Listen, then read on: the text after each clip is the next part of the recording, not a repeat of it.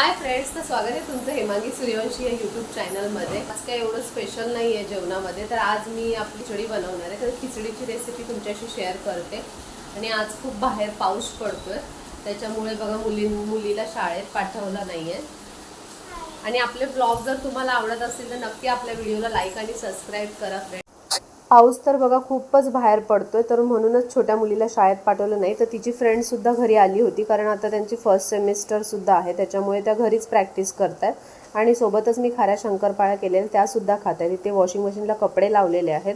आणि इकडे मी 1 वाटी तांदूळ आणि अर्धी वाटी मूगडाळ तुरडाळ घेतलेली आहे। एक कांदा चिरला आहे, कांदा चिरता चिरता माझं बोटही कापलेलं आहे। डाळ तांदूळ छान असे स्वच्छ धुवून घ्यायचे।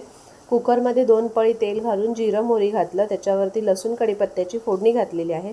आता एक चिरलेला कांदा जो आपण तो सुद्धा घालायचा आहे। कांदा छान लाल झाल्यावरती एक चमचा हळद घालायची, टोमॅटो सुद्धा घालून परतून घ्यायचं। शेंगदाणे सुद्धा परतत असतानाच घालायचे।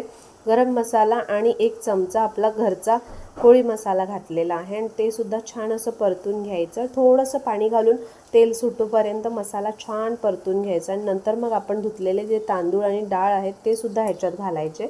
आणि डाळ तांदूळ लगेच पाणी नाही घालायचं, ते सुद्धा छान ह्या मसाल्यात परतून घ्यायचे। आणि पाणी घालून वरून कोथिंबीर घालून कुकरचं झाकण लावून 3 शिट्टी घ्यायची। जर तुम्हाला पातळ खिचडी हवी असेल तर पाण्याची क्वांटिटी तुम्ही वाढवा।